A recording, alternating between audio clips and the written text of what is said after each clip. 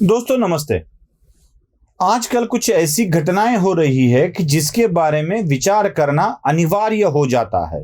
ये क्यों हो रहा है, किस कारण हो रहा है, इसके बारे में हमें सोचना भी पड़ेगा और इसके ऊपर अमल भी करना पड़ेगा।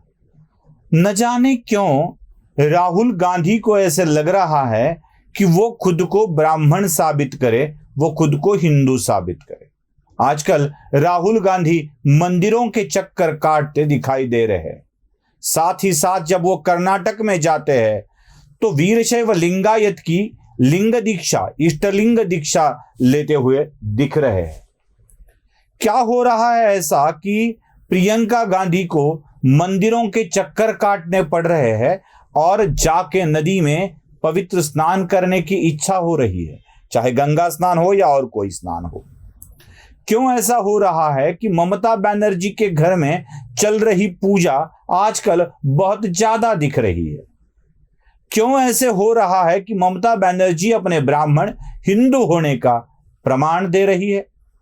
ऐसे क्यों हो रहा है कि महाराष्ट्र के शिवसेना उद्धव ठाकरे आजकल अपने हिंदुत्व की बातें बहुत जोर शोर से कर रहे हैं?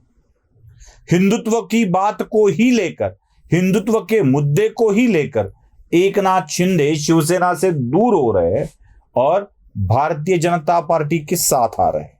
आखिर क्यों हो रहा है ऐसा? ऐसे क्या जादू चल गया है कि देश के लोगों को अपने हिंदुत्व को दिखाना पड़ रहा है? राजनीतिक लोगों को अपना हिंदुत्व फिर से एक बार साबित करने की इच्छा हो रही है। ऐसा क्यों हो रहा है? जब मैं इन्हीं सारी बातों पर ध्यान देता हूं तो हिंदू जाग रहा है।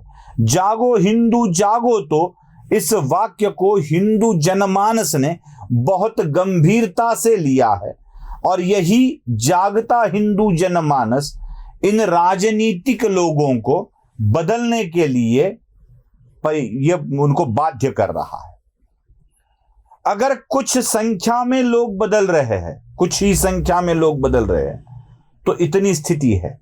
अगर बहुत ज्यादा संख्या में लोग बदलने लगे तो क्या स्थिति आएगी, इसका ही विचार आप करिए। अब जो कम संख्या में हो रहा है वो क्या हो रहा है?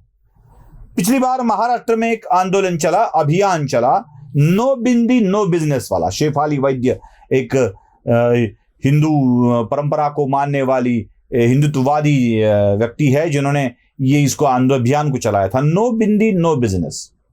अगर कोई अपने विज्ञापन में मॉडल को बिंदी नहीं पहनाता है, आप दिवाली के चीजों के विज्ञापन करते हो उसमें बिंदी नहीं लगाते हो, आप किसी हिंदू परंपरा के त्योहार का विज्ञापन करते हो उसमें महिला को बिंदी नहीं लगाते हो, तो नो बिंदी नो बिजनेस ये ट्रेंड चलने लगा और वो इतना जोर शोर से चलने लगा कि कई विज्ञापन करने वाले व्यापारी प्रतिष्ठानों को अपने विज्ञापनों में बदलाव करना पड़ा था। बहुत भारी संख्या में न चला होगा, बहुत कम संख्या में चला होगा, क्योंकि 1-2 लाख लोगों ने इस अभियान को चलाना कोई भारी संख्या नहीं होती है, लेकिन 1-2 लाख की ही संख्या इसको परिवर्तन करने के लिए बाध्य हो गई। अब यही बात बड़ी महत्वपूर्ण है दोस्तों। कश्मीर फाइल्स की बात ले लीजिए। कश्मीर फाइल्स, कश्मीर घाटी में हिंदू पंडितों पर होने वाले अन्याय एवं अत्याचार के खिलाफ उठाई गई आवाज मानी गई और बहुत अच्छा बिजनेस किया कश्मीर फाइल्स ने। लेकिन लाल सिंह चड्ढा का क्या हाल हुआ? हिंदू जनमानस ने आमिर खान के फिल्मों पर, शाहरुख खान के फिल्मों पर या खान ब्रदर्स के फिल्मों पर बहिष्कार की बात की। लाल सिंह चड्ढा का शो भी चलना मुश्किल हो गया। वही हाल तापसी के फिल्म का भी हुआ। तापसी की फिल्म न चली, न दोबारा दिखी, न दोबारा चली। उन्हें तो खुद होके अपने सर वो ले लिया था कि हमारा भी बहिष्कार करो, हमारा भी बहिष्कार करो। महाराष्ट्र के नेता एवं भूतपूर्व मंत्री जितेंद्र आव्हाड ने जिस तरीके से इसको सामने लाने की कोशिश की थी वो भी हास्यास्पद ही हुआ, लेकिन जितेंद्र आव्हाड को इस बात को सामने लाकर लाल सिंह चड्ढा चली ये दिखाना पड़ा। इसी का मतलब साफ है दोस्तों कि जब हिंदू जनमानस इकट्ठा होकर कोई बात करता है तो उसका परिणाम दिखता ही दिखता है। नुपुर शर्मा वाली बात ले लीजिए। भारतीय जनता पार्टी ने तो नुपुर शर्मा के ऊपर कार्रवाई कर ही दी, लेकिन नुपुर शर्मा के समर्थन में न जाने कितने लोग खड़े हो गए। तेलंगाना के विधायक राजा सिंह के साथ भी लोग खड़े हो गए।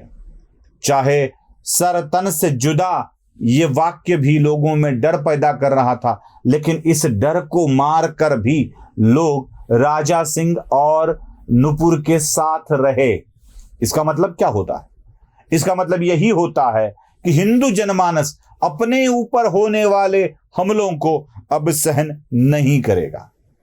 वो कश्मीर डायरी को सुपर डुपर हिट करेगा, वो लाल सिंह चड्ढा को फ्लॉप करेगा, वो रेणु शर्मा के साथ रहेगा, वो टी राजा के साथ रहेगा। सर तन से जुदा वाली बात पर वो कभी यकीन नहीं करेगा और अजानों में लगने वाले लाउड स्पीकर के खिलाफ भी वो खड़ा रहेगा। न जाने कितनी जगह हनुमान चालीसा पढ़ी गई, मस्जिदों पर लगने वाले लाउड स्पीकर की आवाज कम हो गई या बहुत भारी संख्या में लाउड स्पीकर हटाए भी गए। जब हिंदू जनमानस केवल अपनी परंपराओं को पालन करने हेतु आ जाता है, तब दुनिया को बदलना पड़ता है। यही बात हमें ध्यान में रख लेनी चाहिए। हम ही अपनी परंपराओं का पालन नहीं करेंगे तो लोगों को इसके ऊपर बात करने का मौका मिल जाता है। इसलिए हिंदू अभी जाग रहा है, उसका परिणाम दिख रहा है। हिंदू यही जागृति अपनी धर्म परंपराओं के पालन हेतु दिखाने लगा तो वो दिन दूर नहीं जिस दिन इस देश को हिंदू राष्ट्र बोला जाएगा। वीडियो पसंद आए तो लाइक, शेयर और सब्सक्राइब जरूर कीजिएगा। धन्यवाद।